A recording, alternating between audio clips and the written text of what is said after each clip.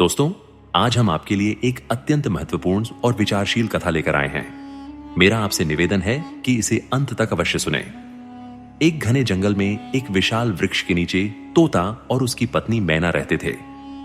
दोनों में अपार प्रेम था और उनके बीच का संबंध अत्यंत गहरा था।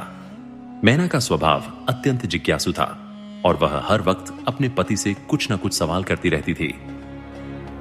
एक रात जब दोनों गंगा के तट पर एक शाखा पर बैठे थे तो मैना ने अपने पति से कहा, हे स्वामी, आज मेरा मन बहुत ही बेचैन है। कृपया कुछ ऐसा उपाय कीजिए जिससे मेरा हृदय शांत हो जाए। तोता अपनी पत्नी की यह बात सुनकर बोला, हे प्रिय, ऐसा क्या कारण है जो तुम्हें इतना व्यथित कर रहा है?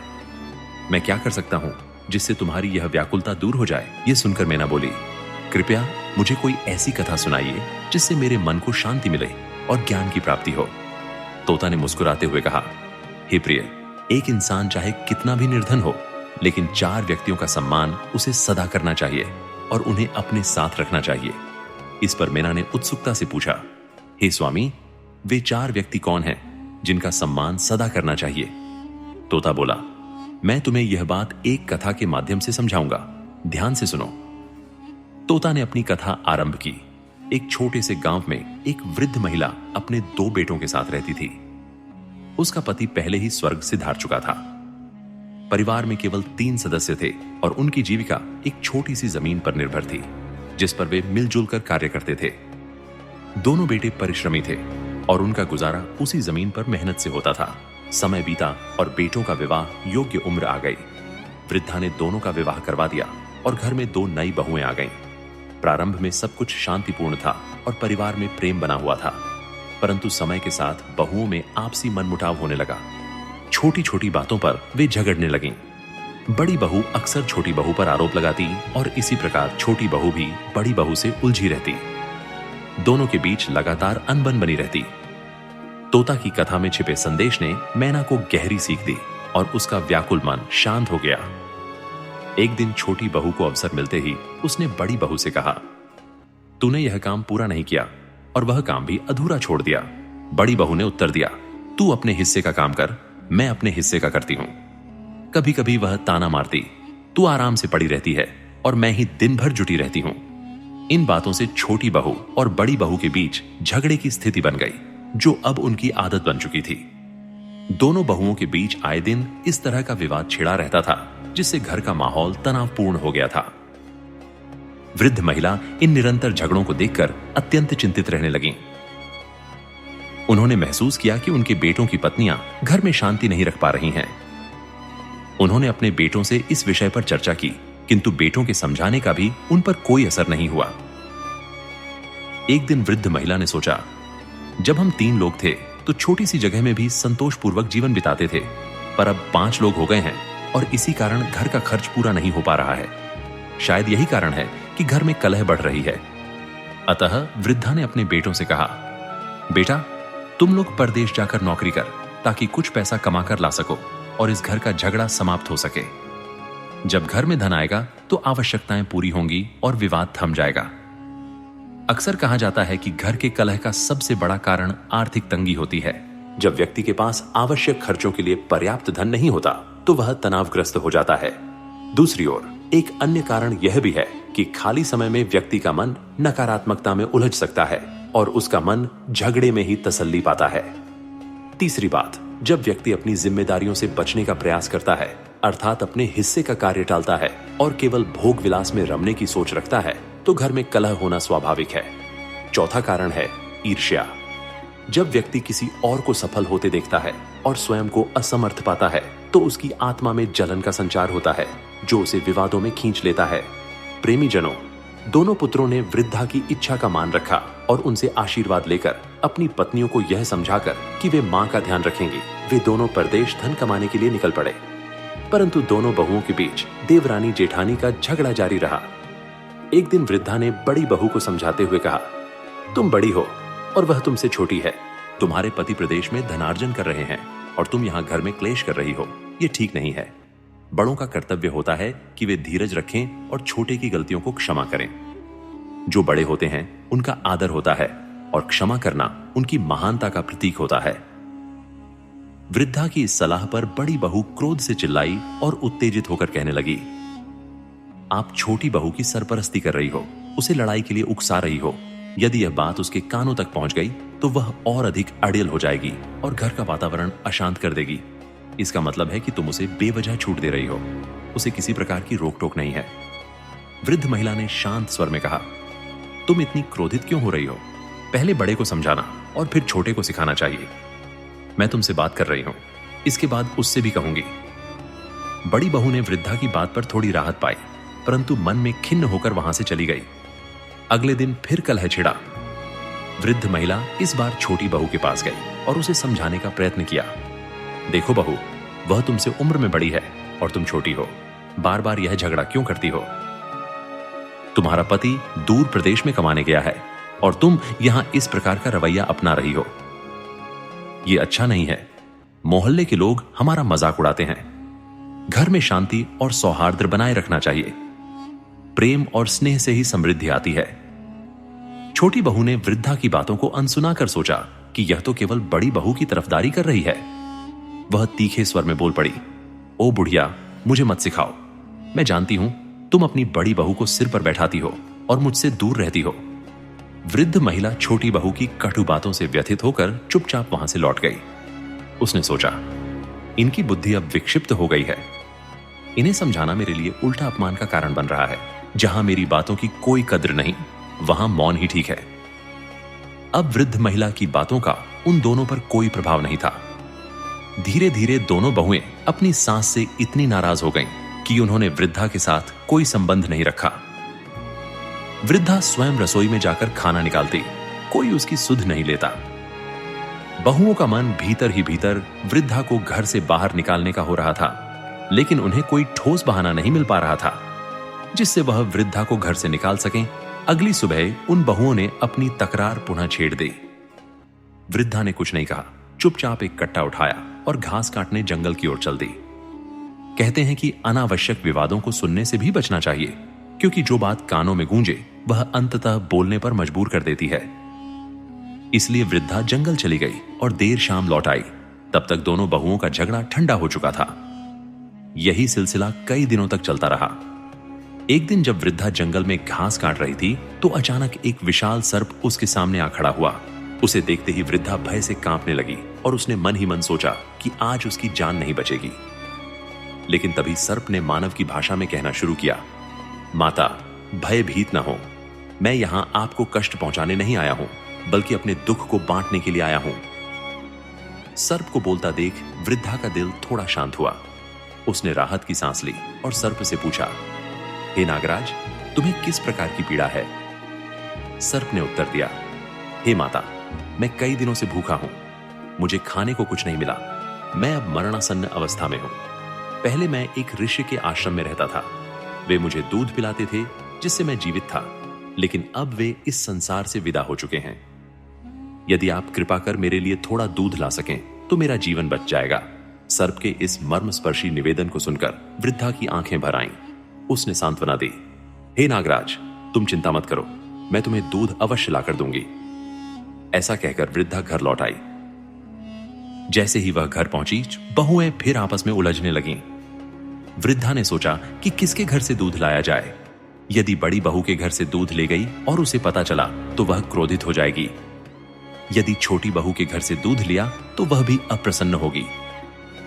आखिरकार वृद्धा ने निर्णय लिया कि एक दिन बड़ी बहू के घर से और दूसरे दिन छोटी बहू के घर से दूध लेकर जाएगी, ताकि उन्हें कोई संदेह न हो और वह सर्प की सहायता कर सके। वृद्धा ने अपनी योजना के अनुसार बड़ी बहू के घर से थोड़ा दूध लिया, उसे कट्टे में छुपाया और जंगल की ओर चल दी, जैसे कि वह रोज घास लेने जाती हो। तब तक नाग वहां आ जाता है और पूछता है, हे माता, क्या मेरे लिए दूध लाई है?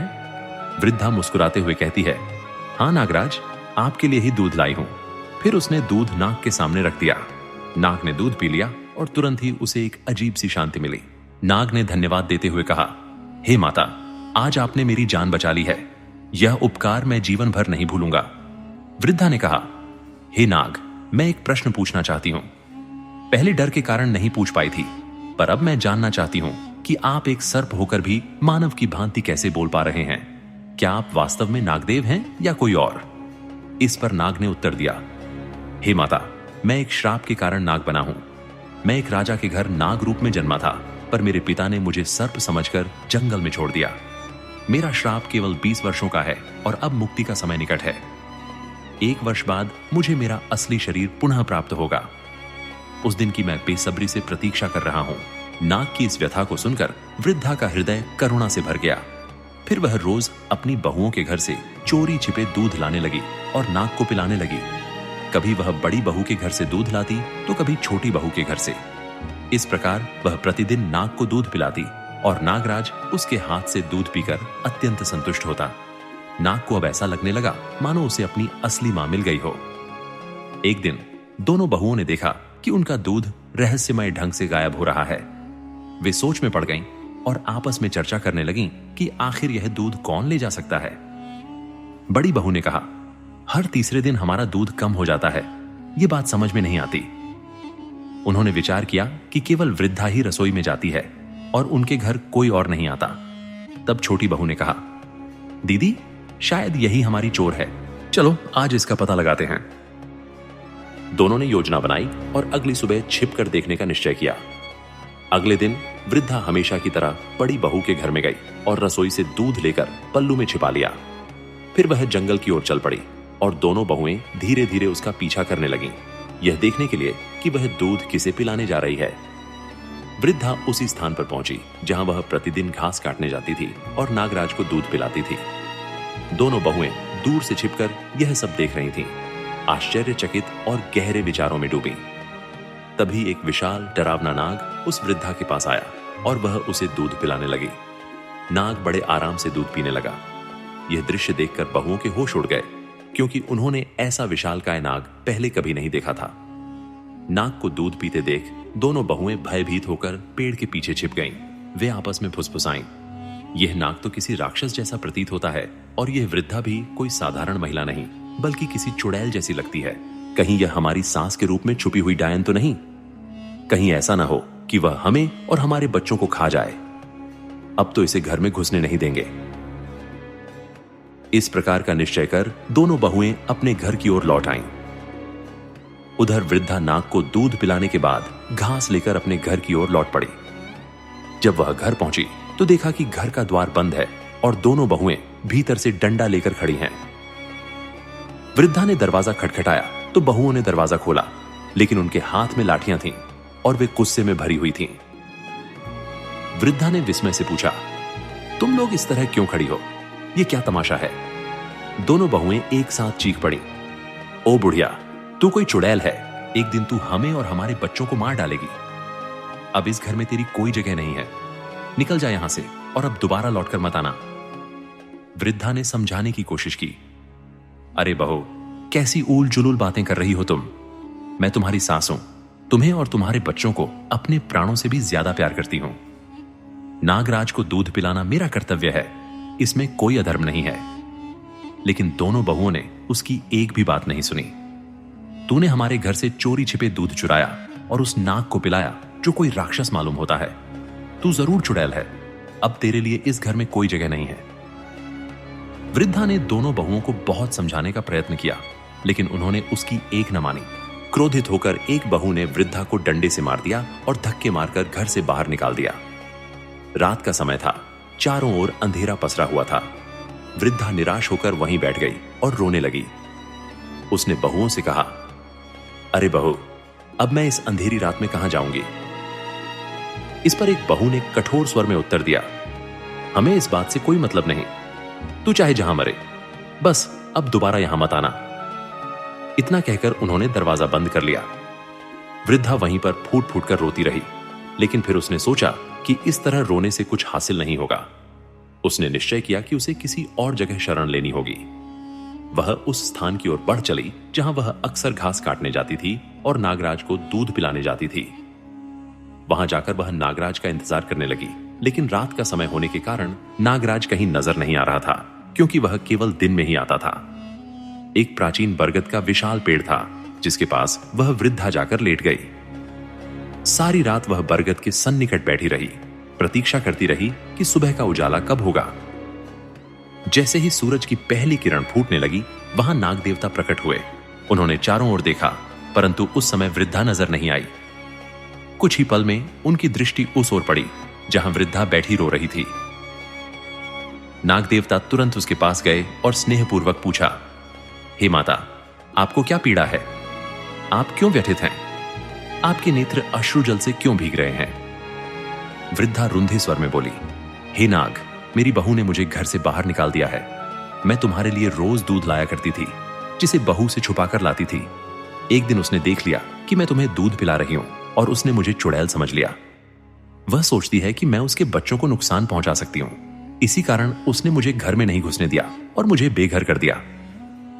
मेरे दोनों बेटे परदेश में नौकरी के लिए गए हैं। अब मैं कहां जाऊं? किससे अपना दुख कहूं? वृद्धा की व्यथा सुनकर नाग देवता ने सांत्वना देते हुए कहा, हे माता, आप चिंता मत करें, मुझे ही अपना पुत्र माने। आज से मैं आपका बेटा हूं। यह सुनकर वृद्धा का हृदय आनंदित हो उठा। तब नाग देवता ने उसे आश्वस्त किया, माता, आपके लिए एक स्थान है, चलिए मेरे साथ। इसके बाद नाग देवता वृद्धा को लेकर घने वन में ले गए। मार्ग में नाग देवता आगे आगे चल रहे थे और वृद्धा उनके पीछे पीछे। कुछ समय बाद वे एक गहन जंगल में पहुंचे जहां एक निर्जन आश्रम स्थित था। वृद्धा ने पूछा, पुत्र, यह आश्रम किसका है? यहां का वातावरण कितना शांत और सुरम्य है।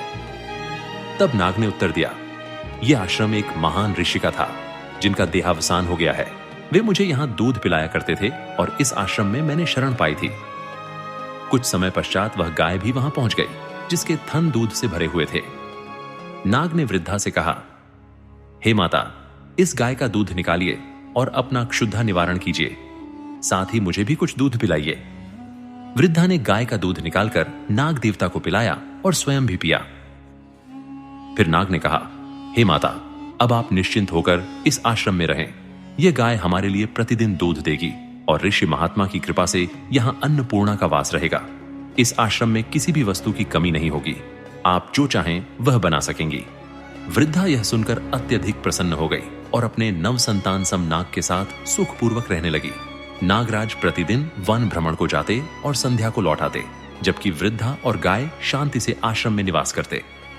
गाय भी प्रतिदिन घास चरने जाती और शाम को वापस लौट आती। तीनों संध्या समय एक साथ बैठकर भोजन करते और आनंद पूर्वक आश्रम में जीवन व्यतीत करते। लेकिन एक दिन नागराज, जो प्रतिदिन की भांति घूमने गए थे, संध्या को वापस नहीं लौटे। बुढ़िया को बड़ी चिंता होने लगी, क्योंकि संध्या के समय जब वे तीनों एक साथ भोजन किया करते थे, उस दिन गाय तो लौट आई पर नाग कहीं न दिखाई दिया। उसने प्रतीक्षा की कि शायद अंधेरा छंटते ही नाग लौट आएगा, परंतु वह सारी रात भूखी प्यासी अपने बेटे का इंतजार करती रही, लेकिन नाग का कोई संकेत नहीं मिला। अगली सुबह होते ही बुढ़िया ने निश्चय किया कि वह स्वयं जंगल में जाकर नाग को ढूंढेगी। गाय भी उसके साथ चल पड़ी और दोनों मिलकर गहरे जंगल की ओर बढ़ने लगे। कुछ दूर चलने पर बुढ़िया ने देखा कि उसका बेटा नाग भूमि पर घायल अवस्था में पड़ा है और एक भारी डाल के नीचे दबा हुआ है। नाग को इस हाल में देखकर बुढ़िया के दिल में व्याकुलता छा गई। गाय की सहायता से उसने डाल को हटाया और नाग को धीरे धीरे होश में लाया। होश में आते ही बुढ़िया ने चिंता भरे स्वर में पूछा, बेटा, यह सब कैसे हुआ? नाग ने जवाब दिया, हे माता, कल शाम जब मैं आश्रम की ओर लौट रहा था, तभी एक भयंकर तूफान आ गया। बचने के लिए मैं एक वृक्ष पर चढ़ गया, पर तूफान के तेज झोंकों से वह वृक्ष गिर पड़ा और मैं उसके नीचे दब गया। बहुत कोशिश की बाहर निकलने की, पर सफल नहीं हो पाया। मुझे यकीन था कि आप मेरा इंतजार कर रही होंगी, परंतु मैं निकल नहीं पाया। यह सुनकर बुढ़िया ने स्नेहपूर्वक कहा, बेटा, तुम घबराओ मत, आओ मैं तुम्हारे जख्मों का उपचार करती हूं। वह नाग को लेकर आश्रम वापस लौटी और औषधियों को पीसकर एक लेप तैयार किया, जो उसने नाग के घावों पर लगाया। उस लेप का असर ऐसा था कि धीरे धीरे नाग के सारे घाव भरने लगे। कुछ ही समय में नाग पूर्णतः स्वस्थ हो गया। समय बीतते बीतते नाग ने अपना रूप बदला और एक सुंदर तेजस्वी राजकुमार का आकार ले लिया। राजकुमार को देखकर बुढ़िया की खुशी का ठिकाना न रहा। उसने स्नेह से उसे बार बार छुआ और आशीर्वाद दिया। कुछ समय के बाद एक दिन बुढ़िया ने कहा, बेटा, अब हमें तुम्हारे पिता के पास चलना चाहिए। तुमने कहा था कि तुम एक राजा के पुत्र हो। चलो देखते हैं तुम्हारे पिता और मां कैसे हैं। राजकुमार, जो नाग से मानव बना था, पहले तो झिझका और बोला, माता, उस पिता को देखने से क्या लाभ जिन्होंने मुझे जंगल में अकेला छोड़ दिया था। बुढ़िया ने उसे समझाते हुए कहा, बेटा, उस समय तुम नाग के रूप में थे। शायद तुम्हारे पिता ने भयवश ऐसा किया हो। अब तुम एक मानव रूप में हो। तुम्हारे माता पिता तुम्हें देखकर अत्यंत प्रसन्न होंगे और इसी बहाने से मैं भी उनसे मिल लूंगी। आखिरकार राजकुमार ने बुढ़िया की बात मान ली और अपने राजमहल की ओर चल पड़ा। जब वे अपने राज्य में पहुंचे तो नगर के लोग उस सुंदर राजकुमार को देखकर मंत्रमुग्ध हो गए और सोचने लगे कि काश यह राजकुमार उनका अपना होता। वे महल के मुख्य द्वार पर पहुंचे और राजकुमार ने चौकीदार से राजा से मिलने की इच्छा जताई। चौकीदार उन्हें राजा के मंत्री के पास ले गया। मंत्री के पास पहुंचकर बुढ़िया और राजकुमार ने राजा से मिलने की अपनी अभिलाषा प्रकट की। उन्होंने विनम्रता पूर्वक कहा, मंत्री जी, हम यहां के राजा और रानी से मिलना चाहते हैं। कृपया हमें उन तक ले चलें। मंत्री ने गंभीरता से उत्तर दिया, बेटा, हमारे राजा और रानी इस समय मिलने की स्थिति में नहीं है। उनकी हालत बेहद नाजुक है। राजा स्वयं राज्य का संचालन करने में सक्षम नहीं है और सिंहासन खाली पड़ा है। यह सुनकर राजकुमार ने आग्रह किया और बुढ़िया ने भी जोर दिया, मंत्री जी, कृपया हमारी बात माने। हमारे लिए उनका दर्शन करना अत्यंत आवश्यक है। तब मंत्री ने उन्हें स्थिति समझाते हुए कहा, यह घटना 20 वर्ष पुरानी है। रानी ने एक सर्प को जन्म दिया था। राजा ने जब उस सर्प को देखा तो भय और निराशा से भर गए। यद्यपि रानी के लिए वह सर्प भी प्रिय था, परंतु राजा ने यह सोचकर उसे जंगल में छोड़ने का निर्णय लिया कि इस बात का पता चलने पर प्रजा क्या कहेगी कि राजा के घर में सर्प उत्पन्न हुआ। तभी से राजा और रानी शोक और बीमारी में डूबे हैं।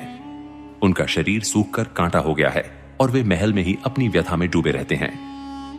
राजकुमार ने मंत्री से विनती की, मंत्री जी, कृपया हमें उनसे मिलवा दीजिए। यह हमारी मनोकामना है। मंत्री ने उनकी बात मानते हुए उन्हें राजा और रानी के कक्ष तक पहुंचाया। राजा और रानी अपने बिस्तर पर लेटे हुए उदासीनता में डूबे थे। उनके चेहरों पर चिंता और निराशा की गहरी छाप थी। राजकुमार ने बुढ़िया के साथ आगे बढ़कर उनके पैर छुए। उस स्पर्श के साथ ही राजा और रानी के हृदय में संवेदना की एक लहर दौड़ गई और वे उठकर बैठ गए। उन्होंने विस्मित होकर पूछा, बेटा, तुम कौन हो? कहां से आए हो? तुम्हारे स्पर्श ने हमें एक नई शक्ति का अनुभव कराया है। कृपया अपना परिचय दो। तब राजकुमार ने धीरे धीरे अपने जन्म और जीवन की पूरी कथा सुनाई। उसने कहा, पिताजी, मैं ही आपका पुत्र हूं और मां, मैं ही आपका वह सर्प रूप पुत्र हूं। जन्म के समय मुझे श्राप मिला था जिसके कारण मैं नाग बना। उस श्राप के कारण मुझे 20 वर्षों तक इस स्वरूप में रहना पड़ा। अब वह श्राप समाप्त हो गया और मैं मानव रूप में वापस आ गया हूं। क्या अब आप मुझे अपने हृदय से नहीं लगाओगी? यह सुनकर रानी अपने बिस्तर से तेजी से उठी और अपने बेटे को गले लगा लिया। आंखों से अश्रु बह निकले और राजा के हृदय में भी अपार प्रसन्नता का संचार हो गया। राजा और रानी ने अपने खोए हुए पुत्र को बार बार गले लगाकर प्यार से भर दिया। उनकी अनुभूति मानो नवजीवन में परिवर्तित हो गई थी। राजा और रानी ने इस प्रसंग के उपरांत अपनी प्रजा से कहा, मनुष्य को कभी अपने घर से 4 चीजें नहीं निकालनी चाहिए। पहला, बच्चा, दूसरा, वृद्ध जन, तीसरा, निर्बल जन और चौथा, अतिथि। तत्पश्चात राजा ने सभा में घोषणा की कि उनका पुत्र लौट आया है। प्रजा भी अपने राजा के परिवार के पुनर्मिलन में सम्मिलित होकर अत्यंत हर्षित हुई। राजा ने दरबार में यह घोषणा कर दी कि अगले दिन राजकुमार को राजगद्दी पर आसीन किया जाएगा। राज्याभिषेक का आयोजन संपन्न होते ही वहीं एक किनारे खड़ी वृद्ध महिला कुछ चिंतित हो उठी और मन ही मन सोचने लगी, अब मैं कहां जाऊंगी? यह देखकर राजा ने स्नेहपूर्वक कहा, माता, आज से आप इस राज्य की राजमाता कहलाएंगी। इन शब्दों से वृद्ध महिला के चेहरे पर प्रसन्नता की आभा बिखर गई। उसी समय दूर अपने घर में वृद्धा के दोनों पुत्र अपनी मां को न पाकर व्याकुल हो गए। उन्होंने अपनी पत्नियों से पूछा, मां कहां है? पत्नियों ने कटु स्वर में उत्तर दिया, तुम्हारी मां एक डायन थी। उसे हमने भगा दिया क्योंकि वह रोज जंगल जाकर एक नाग को दूध पिलाती थी। यह सुनते ही दोनों भाई क्रोध में जल उठे। उन्होंने अपनी पत्नियों को कड़ी फटकार लगाई और बोले, तुम्हें शर्म नहीं आती? हमारी मां के बारे में ऐसा अपमानजनक कहने की हिम्मत कैसे हुई? सच सच बताओ कि मां कहां है, नहीं तो तुम्हें दंडित करेंगे। हालांकि उन स्त्रियों को सच में यह पता नहीं था कि उनकी सास कहां गई है। उनके पति ने क्रोध में आकर रोजाना उन्हें उलाहने देने लगे। उनकी उपेक्षा करने लगे। समय के साथ उनकी हालत बिगड़ती चली गई, क्योंकि न उन्हें सम्मान मिलता न उचित भोजन। धीरे धीरे उनकी अपनी संतानों ने भी उनसे मुंह मोड़ लिया, उन्हें तिरस्कार की दृष्टि से देखने लगे। जैसा कहते हैं कि जो अपने बुजुर्गों का अनादर करता है उसका भी समाज में तिरस्कार होता है। उनकी संतानों ने भी उनकी उपेक्षा करनी शुरू कर दी। कुछ समय बाद वृद्धा का एक पुराना मित्र उसके बेटों से मिला और उन्हें बताया कि उनकी मां अब एक राज्य की राजमाता हैं। यह सुनकर दोनों भाई अत्यंत प्रसन्न हुए और सोचने लगे, हमारी मां कितनी दयालु और धार्मिक स्वभाव की थीं। भगवान ने उन्हें उनके पुण्य का फल दिया है। यह जानकर वे राज दरबार की ओर रवाना हुए और वहां पहुंचकर राजा की अनुमति से अपनी मां राजमाता से मिले। उन्होंने अपनी मां से कहा, मां, अब हमारे साथ चलिए, हम आपको लेने आए हैं। वृद्धा ने स्नेहपूर्वक उत्तर दिया, मेरे प्यारे बेटों, मैं यहां अत्यंत प्रसन्न हूं। यहां मुझे एक और पुत्र मिला है। तुम निश्चिंत होकर अपने घर लौट जाओ। मेरा आशीर्वाद सदैव तुम्हारे साथ है। अपने परिवार के साथ प्रेम पूर्वक जीवन व्यतीत करो। इस प्रकार आशीर्वाद पाकर दोनों पुत्र प्रसन्नता से घर लौट आए। वृद्धा का बेटा और उसका परिवार सुखी रहे, लेकिन उनकी पत्नियां अपने कर्मों के दुष्परिणाम का सामना करती रहीं। तोता इस कथा को समाप्त करते हुए अंत में यह संदेश देता है, दोस्तों, जीवन में सदैव अपने माता पिता और बुजुर्गों का सम्मान करें। उनके प्रति अपमान या दुर्व्यवहार का मार्ग न अपनाएं। जो लोग अपने माता पिता की सेवा से विमुख होते हैं उन्हें ईश्वर भी दंडित करता है। मुझे उम्मीद है कि इस कहानी ने आपको प्रेरित किया होगा। इसे उन लोगों के साथ साझा करें जिनके लिए यह सीख आवश्यक है। वीडियो पसंद आए तो चैनल को सब्सक्राइब करें। फिर मिलते हैं अगली कहानी में। तब तक अपना ख्याल रखें। धन्यवाद और नमो बुद्धाय।